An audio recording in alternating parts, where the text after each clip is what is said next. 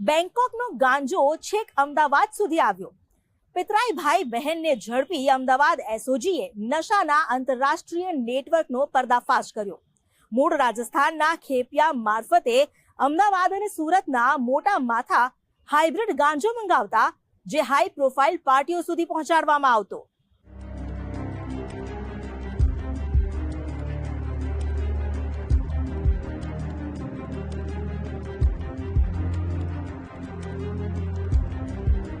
गुजरात પોલીસે MD drugs, hybrid ગાંજા, ચરસ, અફીણ સહિતના નશાકારક પદાર્થોના વેચાણ, હેરફેર અને સેવન પર બરાબરનો સકંજો કસ્યો છે। અમદાવાદ સ્પેશિયલ ઓપરેશન ગ્રુપે બેંકોકથી ભારતના સંખ્યાબંધ રાજ્યો સુધી ફેલાયેલા હાઇબ્રિડ ગાંજાના મોટા નેટવર્કનો પર્દાફાશ કર્યો।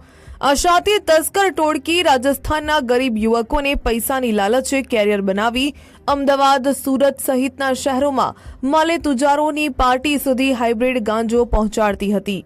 આ ગાંજા તસ્કરીના નેટવર્કના મોટા તાર પર નજર કરીએ તો અમદાવાદ એસઓજીએ અગાઉથી મળેલી બાતમીના આધારે 2 ગાંજા તસ્કરને ઝડપી પાડ્યા। અમદાવાદ એરપોર્ટ નજીકના સરદારનગર વિસ્તારના નોબલનગરમાં પોલીસે કારને અટકાવીને તેમાંથી 22 કિલો 780 ગ્રામ ગાંજાનો જથ્થો જપ્ત કર્યો।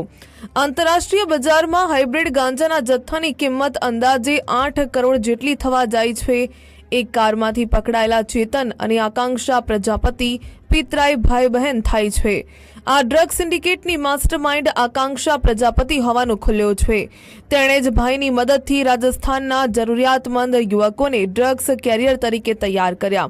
આકાંક્ષાની સૂચના અનુસાર ગોપાલ સોલંકી, ઉમેશ સોલંકી, પ્રશાંત કલાલ અને ભુવનેશ બુનકર ડ્રગ્સનો જથ્થો લાવતા હતા। એક ખેપ દરમિયાન મુંબઈ એરપોર્ટ પર ભુવનેશ બુનકર હાઇબ્રિડ ગાંજાના જથ્થા સાથે ઝડપાઈ ગયો હતો। ડ્રગ્સના એક ફેરા દીઠ 1.5 લાખ રૂપિયાનું કમિશન ચૂકવાતું હતું, જે પૈકી ડ્રગ્સ કેરિયરોને એક ફેરા દીઠ અડધા 75,000 રૂપિયા ચૂકવવામાં આવતા હતા। ચેતન અને આકાંક્ષા સુરતના મિલન વઘાસિયા અને અમદાવાદમાં અરમાન જોશીના કહેવાથી હાઇબ્રિડ ગાંજાનો જથ્થો લાવ્યા હતા। ચેતન પ્રજાપતિ અને જેસિકા પ્રજાપતિ બંને એક વેગનર ગાડીમાં ડ્રગ્સ લઈને નીકળનાર છે એવી હકીકત મળતા તેઓએ તુરંત જ પંચો સાથે બાતમીવાળી જગ્યાએ રેડ કરતા રંગે હાથે આરોપીઓ જથ્થા સાથે મળી આવેલ।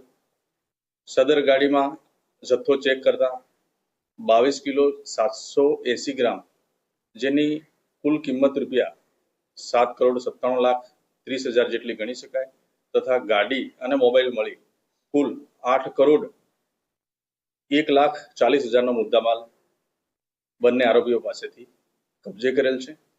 આ બાબતે ડીસીબી પોલીસ સ્ટેશનમાં ગુનો રજીસ્ટર કર્યો છે અને હાલ આ ગુનાની તપાસ અમદાવાદ એસઓજીએ પિતરાઈ ભાઈ બહેનની જોડીને ઝડપીને પૂછપરછ કરતા હાઇબ્રિડ ગાંજાની આંતરરાષ્ટ્રીય સપ્લાય ચેન અંગે ચોંકાવનારા ખુલાસા થયા છે।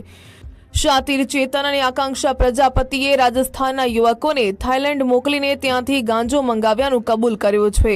આ ટોળકીમાં રાજસ્થાન ઉપરાંત ઉત્તર અને દક્ષિણ ભારતના અન્ય રાજ્યોના યુવકો પણ સંડોવાયેલા હોવાની શક્યતા છે।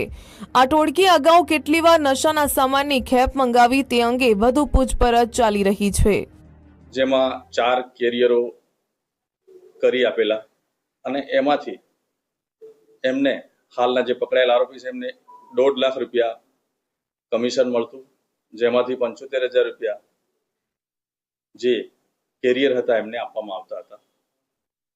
આ જથ્થો આવતો તો તે દરમિયાન બોમ્બે એરપોર્ટ પર એક આરોપી ભુવનેશ કરીને છે તે પકડાઈ ગયેલો, તેના વિરુદ્ધ ગુનો રજીસ્ટર થયેલો છે।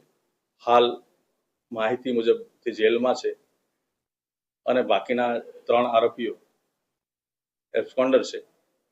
ટોટલ 8 આરોપીઓ વિરુદ્ધ આ ગુનો રજીસ્ટર કરવામાં આવેલ છે, જેમાં 2 આરોપી પકડાયેલ છે અને 6 આરોપી પકડવાના બાકી છે। સુરતના મિલન વઘાસિયાએ મુંબઈ એરપોર્ટ પર ઝડપાયેલા યુવક ભુવનેશ બુનકરને છોડાવવાની ખાતરી આપી, જે બાદ ચેતન અને આકાંક્ષા પ્રજાપતિએ પોતાની પાસેનો હાઇબ્રિડ ગાંજાનો જથ્થો માર્કેટમાં વેચીને રોકડી કરી લેવાની તૈયારી કરી હતી। આ ટોળકીએ આપેલી માહિતીના આધારે પોલીસે સુરતના મિલન વઘાસિયા અને અમદાવાદના અરમાન જોશી સહિતના મુખ્ય સૂત્રધારો સુધી પહોંચવાની તજવીજ હાથ ધરી છે। આ મુખ્ય આરોપીઓ ઝડપાયા બાદ નશાના નેટવર્ક અંગે વધારે સ્ફોટક ખુલાસા થઈ શકે છે. રાહુલ ત્રિવેદી, ગુજરાત ફર્સ્ટ, અમદાવાદ.